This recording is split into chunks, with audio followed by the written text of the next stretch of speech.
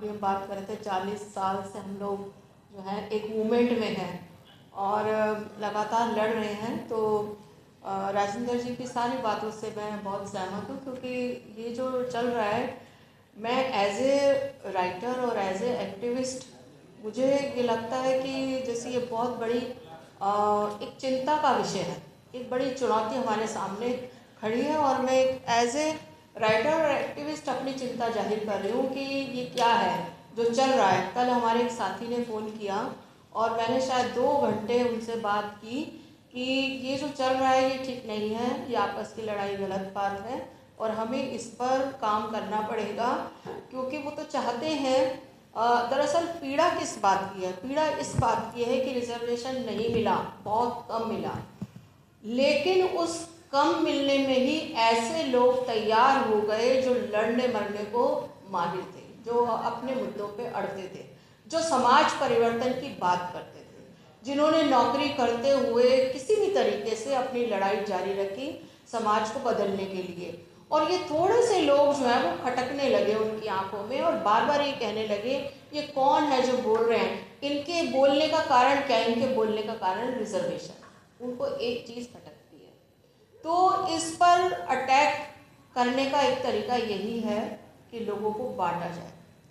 अब मैं बहुत साल पहले हमारे कुछ साथी हम लोग बैठे थे, सब फेमिनिस्ट साथी, तो इन पे ऐसा नहीं कि ये कोई नई बात नहीं है जो आज एकदम से अचानक उठी है।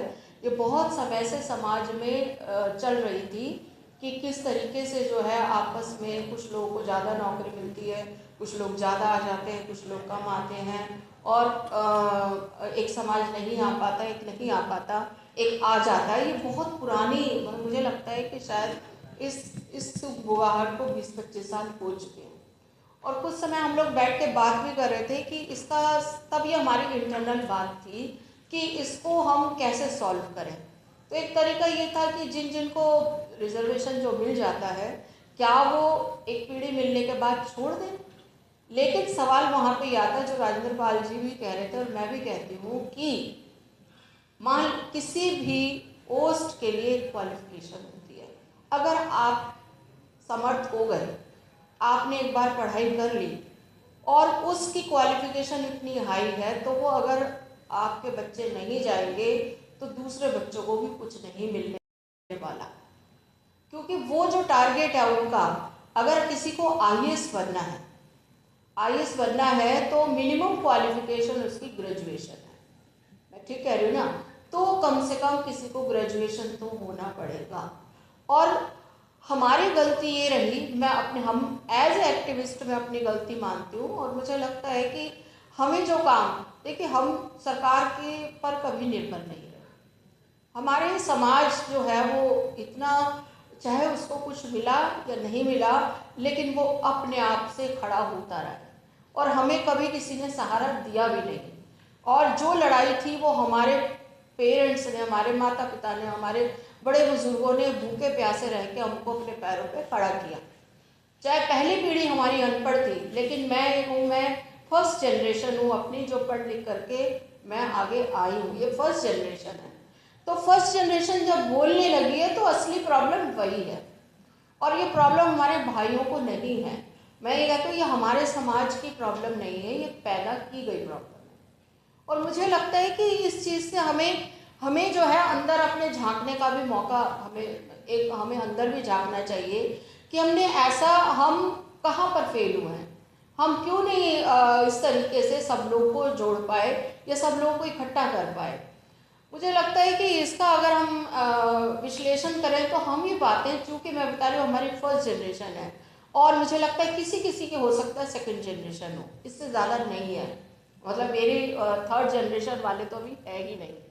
तो अगर फर्स्ट जनरेशन ने जो पाया, सेकंड जनरेशन को जो मिला, लेकिन कहाँ हैं लोग? समाज में जाने के लिए लोग कहाँ हैं? हमें तो अपनी नौकरी बचाना ही भारी पड़ जाता है। पूरी ज़िंदगी नौकरी, जो रिजर्वेशन से नौकरी मिली उसको बचाने में ताकत खत्म हो जाती है। बावजूद इसके उस नौकरी को बचाते हुए, उस इज्जत को बचाते हुए समाज में लोग काम करते रहे, और आज उसी का परिणाम है कि आप देख रहे हैं, मैं सामने देख रही हूँ हमारे कितने सारे युवा साथी, सोशल मीडिया जो ये सब चल रही है, फिल्म, ये उसी का परिणाम है। आज उन्होंने हमें साधन नहीं दिए कि वो हमारी फिल्म बनाए, तो हमारी फिल्में बनने लगी, तरह तरह की फिल्में बनने लगी, कास्ट इशू पे बनने लगी, जेंडर इशू पे बनने लगी, और लड़ाइयाँ फिल्मों से लड़ी जाने लगी। लोगों ने कहा कि कोई तुम्हारी पीड़ा लिखने वाला नहीं, तो हमारे साहित्यकार हो गए, काफ़ी सारे साहित्यकार हो गए, उनके साहित्य को टक्कर देने लगे। लोगों ने उनका साहित्य पढ़ना छोड़ करके दलित साहित्य पढ़ना शुरू कर दिया। महाराष्ट्र में तो दलित साहित्य, जो दलित साहित्य नहीं था वो दलित साहित्य के आगे फीका पड़ गया, इतना पावरफुल साहित्य लिखा। तो ये सारी बातें थी। लोगों ने जब देखा कि इनके थोड़े बहुत जो भी पहुँचे 0.1% लोग जो भी पढ़े लिखे, वो तो बहुत ही पावरफुल लोग हैं, वो बहुत शक्तिशाली है, वो बोलने में चूकते नहीं है, वो लड़ने खड़े हो जाते हैं। इसी ताकत को, इसी आवाज़ को दबाने का ये तरीका है कि समाज को आपस में लड़वा दो, और लड़ाने की ये साजिश बहुत पहले से है। अंबेडकर और गांधी की लड़ाई हम सभी जानते हैं। ये साजिश तब से ही है कि जब हमने ये तय कर लिया कि हम एक वर्ग के साथ रहेंगे और उसके साथ ही हमारा जीवन। देखिए, अभी मैं साहित्य अकादमी के मंच पे थी, तो वहाँ पर तमाम तरह के लोग थे, मार्क्सवादी भी थे और गांधीवादी भी थे। उनमें से बहुत लोग ये कह रहे थे हमें आज़ादी के बाद कुछ नहीं मिला। तो मैंने कहा आपको तो मिला ही हुआ था ना, तो आपको क्या कदर है? मिला तो हमें है ना, जो भी मिला संविधान के तरीके से। आज़ादी की सबसे बड़ी नेमत जो है वो भारत का संविधान लिखा जाना है। आप उसको रिकॉग्नाइज ही नहीं करते, क्योंकि आपके जीवन में कोई फर्क नहीं पड़ा। आप गुलाम थे तब भी प्रभुत्वशाली थे, आप आज़ाद हो गए तभी और ज़्यादा प्रभुत्वशाली हो गए। तो आपको कभी लगा ही नहीं कि आपको कुछ मिला। लेकिन मिला हमारे जैसे लोगों को संविधान के माध्यम से जो थोड़ा बहुत भी मिला। मैंने कहा 80 भारत को आज़ाद हुए आज 78 साल हो गए। अगर बाबा साहब संविधान नहीं लिखते, हमें राइट नहीं देते, तो मैं साहित्य अकादमी में घुस भी नहीं पाती। ये ताकत है संविधान की। ये जो एक पूरा मूवमेंट चला, दलित आंदोलन चला, ये उसकी ताकत है। ये उसी ताकत को तोड़ने की कोशिश है। अभी मुझे लगता है कि जिस तरीके से हमारी पॉलिटिकल पार्टी बनने लगे, छोटे छोटे पार्टियां बनने लगी हैं, लोग अपना जो है अपने राइट के लिए अपने छोटे समूह बनाते हैं, छोटी पार्टी। अगला हमला उस पर होगा। अगला हमला उस पर क्या होगा कि सिर्फ एक या दो पार्टी रहेंगी, बाकी छोटी पार्टी, क्षेत्रीय पार्टियों को खत्म करने की लड़ाई भी होगी। क्योंकि ये क्षेत्रीय पार्टियां जो हैं, ये एक लोगों की आवाज़ है, बार्गेनिंग पावर है। वो अपने अधिकारों के लिए बार्गेन करते हैं। हमारे क्षेत्र में लाओ, ये चीज़ें लाओ, ट्रेन लाओ, ले लाओ, उद्योग धंधे लाओ, तब हम आपके साथ जुड़ेंगे। तो अगला जो हमला है वो पॉलिटिकल पार्टियों पे भी होगा, जो क्षेत्रीय पार्टियां हैं। तो साथियों, जो हमारी लड़ाई थी, हमारी लड़ाई थोड़ी आगे बढ़ी थी। रिजर्वेशन से सरकारी नौकरियों पे आगे बढ़ करके निजी क्षेत्र में आई।